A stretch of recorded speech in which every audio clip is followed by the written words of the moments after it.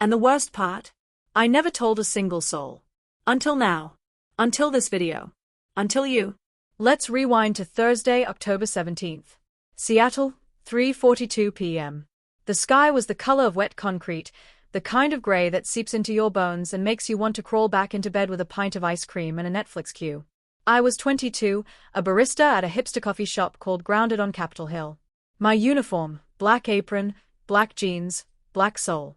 Rent was due in 5 days. My bank account had $43.17. My mom kept texting. Any luck on the job front, sweetheart? Red heart hash. I kept replying. Still looking. Smiling face. While I scrolled Indeed in the back room, steam wand hissing like an angry cat beside me. That's when the email pinged. Subject, urgent, family emergency. From Aunt Clara at velvetanvine.com. I hadn't seen Aunt Clara in 8 years. She lived in Portland, ran a boutique called Velvet and Vine that sold overpriced candles and silk scarves, and sent Christmas cards with real pressed flowers inside. I opened the email with one thumb, expecting a death or a divorce. Ethan. Your cousin Lily is getting married Saturday. I need a bridesmaid. Long story. Her friend bailed last minute. You're the same size as her. I checked your old Facebook photos. Don't ask. The dress is paid for. I'll give you $1,000 cash. No one has to know it's you. Please. I'm begging. Love, Clara. Attached, a single photo. Emerald green satin. Off the shoulder. Floor length. A thigh-high slit that would make a supermodel nervous. The dress shimmered like liquid forest under studio lights. I laughed so hard the milk pitcher slipped from my hand and clattered across the tile. $1,000. Rent. Groceries. Maybe even a deposit on a studio that didn't smell like old ramen and despair. I wiped my hands on my apron, heart already racing. I typed back before my brain could scream abort mission. I'm in. Send details. Friday, 5:11 a.m. I called in sick to work. Hey boss, it's Ethan. Food poisoning. Bad sushi. Won't be in all weekend. Sorry. He grunted. Doctor's note Monday. I hung up, threw clothes in a duffel, and caught the 6:45 Amtrak to Portland. The train smelled like burnt coffee and wet dog. I stared out the window at the blur of evergreens and fog, rehearsing lies in my head. Clara met me at Union Station in a cherry-red vintage Mustang, hair in a messy bun, eyes red from crying or champagne. Probably both. She hugged me so hard my ribs creaked. You're a lifesaver, she said, voice cracking. Lily's a wreck. The dress fits you perfectly. We'll do hair and makeup at the venue. No one will know. I swear. The venue was a vineyard 30 minutes outside Portland, rolling hills, rows of Pinot Noir grapes, fairy lights strung between oak trees like golden spiderwebs. Clara hustled me past the main house and into a bridal suite that smelled like hairspray, panic, and $12 mimosas. 5 other bridesmaids milled around in silk robes embroidered with Team Bride, sipping from champagne flutes. They waved. I waved back, heart hammering so loud I was sure they could hear it. Clara locked the door. Strip. I did, down to boxers, goosebumps racing across my skin. She handed me shapewear, nude, high-waisted, industrial-strength spandex that looked like it could compress a black hole. Step in, she ordered. I stepped. She yanked it up, tucked, smoothed, zipped. Everything flattened, lifted, contained. My silhouette shifted from broke college boy to curvy stranger. Then the dress. The emerald satin slid over my head like cool water. Clara zipped me in from behind. The fabric hugged the shapewear, then flared into a dramatic skirt. The slit climbed to mid-thigh. The off-the-shoulder neckline plunged just enough to make me clutch my chest instinctively. Padding, Clara said, producing 2 silicone inserts the size of chicken cutlets. Trust me. She tucked them into the built-in bra. Instant cleavage. Soft. Realistic. Terrifying. I stared at the full-length mirror on the wardrobe door. The guy was gone. In his place, a woman. Tall. Elegant. Terrified. Wig, Clara said, pulling a styrofoam head from a garment bag. Auburn, long, with soft waves that fell past my shoulders. She stretched a wig cap over my hair, pinned it flat, then fitted the wig with a million invisible clips. Sprayed it with something that smelled like coconut and summer. Combed it. Tucked stray hairs. Stepped back. Makeup. She sat me on a velvet stool in front of a ring light. Foundation first, full coverage, warm beige that erased my stubble shadow in one swipe. Concealer under the eyes, on the jaw, down the throat. Contour that carved cheekbones I didn't know I had. Highlight on the cupid's bow, the bridge of my nose. Eyeshadow, smoky green to match the dress, blended into gold at the inner corners. Eyeliner, thin, sharp, a cat's flick that took 4 tries and 1 tear, hold still, love. Mascara, 2 coats, fanning my lashes until they brushed my brows. False lashes? She considered, then decided my own were enough with the curl. Lipstick last. Deep wine red. She outlined, filled, blotted, filled again. My mouth looked fuller, stained like I'd been kissing blackberries. She spun me toward the mirror. Holy language, Clara teased. You're a lady now. I touched my cheek. The reflection touched back. Elena. Name. One of the bridesmaids called through the door, voice muffled. Elena. Clara shouted. My niece from Canada. She flew in last night. I practiced my smile. My voice, higher, softer, with a slight lilt. Hi, I'm Elena. So excited to be here for Lily. The door burst open. The bridesmaids swarmed like pastel butterflies. Oh my God, you're gorgeous. Where in Canada? Toronto? Vancouver. That dress was made for you. Do you model? You should model. I floated through the afternoon in a champagne-scented haze. Professional photos in the vineyard, rows of grapes behind us, golden hour light painting everything magical. The photographer kept posing me, hand on hip, chin tilted, smile soft but mysterious. I obeyed. The camera loved me. Lily, radiant in ivory lace, veil trailing like a comet, hugged me like a long-lost sister. Thank you, thank you, thank you, she whispered. You're saving my life. The ceremony was at dusk. I walked down the aisle on the arm of a groomsman named Jake, tall, dimpled, smelled like cedar and coffee. He whispered, "You're stunning," and I believed him. My silver heels clicked on the stone path. The slit flashed leg with every step. Guests turned. Phones rose. I was part of the fairy tale. Vows. Tears. Rings. Applause. Dinner under a tent strung with Edison bulbs. I sat between Jake and a girl named Sophie who kept refilling my wine. We toasted. We danced. The DJ played Sweet Caroline. The entire wedding screamed the chorus. Jake spun me. The dress flared like a green flame. I laughed. Aunt Clara had taught me to laugh from the diaphragm, light and musical, nothing like Ethan's bark. At 11:07 p.m., Clara pulled me into a corner near the dessert table. You're a natural, she said, eyes shining. Stay the night? Guest cottage is yours. $1,000 in the morning. Cash. I should have said no. Should have changed back into jeans and a hoodie, caught the last train to Seattle, gone back to Ethan and his $43.17 and his physics problem sets and his mom's worried texts. But the cottage had a clawfoot tub. And Jake had asked for my number. And Elena felt alive in a way Ethan hadn't in years. I texted my roommate. Food poisoning worse. Staying with family in Portland. Back Monday. Saturday 7:23 a.m. I woke up in the cottage, sunlight streaming through lace curtains, birds chirping like Disney extras. The emerald dress hung on the back of the door like a promise. My phone buzzed. Jake. Coffee? 10 a.m. at the Vineyard Cafe? I can't stop thinking about you. I stumbled to the bathroom.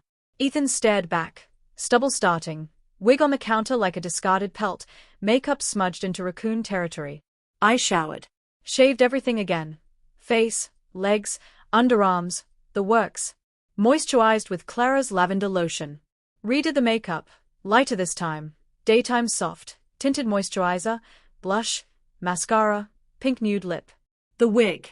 A sundress from Clara's emergency stash, floral, knee-length, with pockets that made me weirdly emotional. Tan sandals. I met Jake at the cafe. He stood when he saw me, eyes wide like he'd won the lottery. Elena, you look different. Good different. Like sunlight. We talked for 3 hours. About books, dog-ear pages, sue me, travel, I want to see Iceland before it sinks. Music, Fleetwood Mac is a lifestyle. Dreams, I want to open a bookstore/coffee shop hybrid. He didn't ask why I had no social media. I didn't offer. He walked me back to the cottage. The gravel crunched under our shoes. He stopped at the door, scratched the back of his neck. Dinner tonight? There's a rooftop place downtown. Great tiramisu. I said yes before my brain caught up. That afternoon, Clara found me barefoot in the vineyard rose, sundress fluttering in the breeze, reading the poetry of Pablo Neruda aloud to the grapes. You're not leaving, are you? She asked, voice soft. I should. But you won't. I didn't. Dinner was at loose, rooftop, string lights, view of the Willamette River glittering below. Jake wore a navy blazer. I wore a black cocktail dress Clara lent me, backless, daring, with a slit that mirrored the emerald one. He couldn't stop staring. We split bruschetta, risotto, tiramisu. He paid. On the way out, he took my hand like it was the most natural thing in the world. Stay the weekend, he said. There's a jazz club tomorrow. And I don't want to say goodbye yet. I texted my boss. Doctor says it's contagious. Out till Tuesday. We'll bring note. Sunday 9:12 a.m. The jazz club was called Blue Note, dim, smoky, alive with saxophone and candlelight. I wore a red wrap dress that tied at the side, black heels, the auburn wig in loose curls that brushed my bare shoulders. Jake's hand stayed on my lower back all night.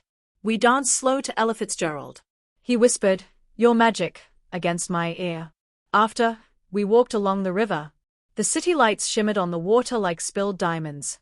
He stopped under the steel bridge, cupped my face with both hands, kissed me, soft at first, then deeper, hungrier. My knees buckled. The wig shifted slightly. I froze. He pulled back. You okay? Fine, I lied. Just overwhelmed. He drove me back to the vineyard in his Jeep, windows down, rumors playing low. The cottage was dark. Clara had left a note on the door. Key under the mat. Take your time. Love you. See. Jake walked me to the door. Tomorrow. I have to work. Tuesday, then. I'll come to Seattle. I want to see where you live. Meet your cat. Water your plants. Whatever. I laughed. I don't have a cat. I'll get you one. He kissed me again, slow, sweet, promising. Left. I locked the door. Leaned against it. Slid to the floor in a puddle of red silk. The wig came off first. Then the dress. The makeup. The padding. Ethan stared back from the bathroom mirror, pale, shaking, lipstick smeared like a crime scene. My phone buzzed. Mum. You've been quiet. Everything okay? Call me. I typed. Yeah. Just busy with family stuff. Love you. Monday, 4:57 a.m. I caught the first train back to Seattle. Wore jeans, hoodie, beanie pulled low. No one looked twice. At Grounded, my boss glared over his glasses. You look like hell. Doctor's note. I mumbled about urgent care in Portland. He waved me to the espresso machine. The day dragged. Customers blurred into lattes and cold brew. I kept touching my face, expecting Conti. My legs felt naked without stockings. My voice sounded too deep, too wrong. Jake texted. Miss you already. Tuesday still good? I didn't reply. Tuesday. I called in sick again. Spent the day in bed, staring at the emerald dress Clara had let me keep. It hung in my closet like a ghost, shimmering every time the light hit it. Jake called. I let it go to voicemail. Hey, it's Jake. Just making sure you're okay. Call me. Wednesday. I wore the floral sundress under my hoodie to the grocery store, just to feel the fabric against my skin. A guy held the door for me. Smiled. I smiled back. My heart raced like I'd run a marathon. Thursday. I shaved my legs in the shower. Told myself it was for swimming. There was no pool. Friday. Clara emailed. Wedding photos in. You're breathtaking. Want cuppies? Attached, a gallery. Me laughing in the emerald dress, Jake's arm around my waist. Me walking down the aisle, slit flashing, smile radiant. Me dancing, head thrown back, joy unfiltered. I looked happy. I printed one. Hid it between the pages of the bell jar. Saturday. 1 week since the wedding. I locked my apartment door. Drew the blinds. Put on the wig. The floral sundress. Makeup, messy, but mine. Stood in front of my mirror. Hi, I said to Elena. I missed you. My phone buzzed. Jake. I'm in Seattle. Coffee? I'm outside grounded. I stared at the message. Then at Elena in the mirror. I typed. Meet me at grounded. 3 p.m. Elena. I wore the floral dress, denim jacket, flats, Light makeup. The wig in a braid. Walked the 6 blocks with my heart in my throat and my hands shaking so hard I nearly dropped my keys. Jake was at a corner table, daisies in hand. He stood when he saw me.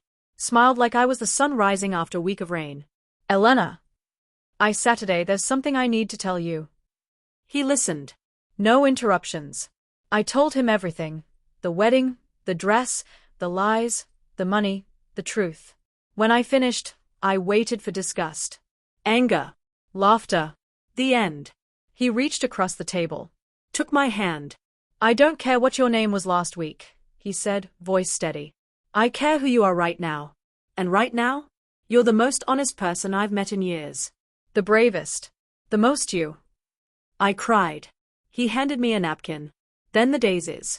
So, he said, Ethan or Elena or both or neither. Can I take you to dinner? As you? Whoever that is today. I laughed Rough tears. Yes. We walked out holding hands. My coworker behind the counter did a double take. I winked. That night, I posted the wedding photo on Instagram, the one of me laughing in emerald, Jake's arm around me. Caption. I was a bridesmaid for a weekend. I became myself for a lifetime. Comments flooded. Ethan? You're gorgeous. Wait, what? How? Proud of you. Clara texted. Proud of you, kid. Always was. Mom called, crying. Why didn't you tell me? I said, I was scared. She said, next time, be scared with me. I love you. All of you. ***. Jake stayed the night.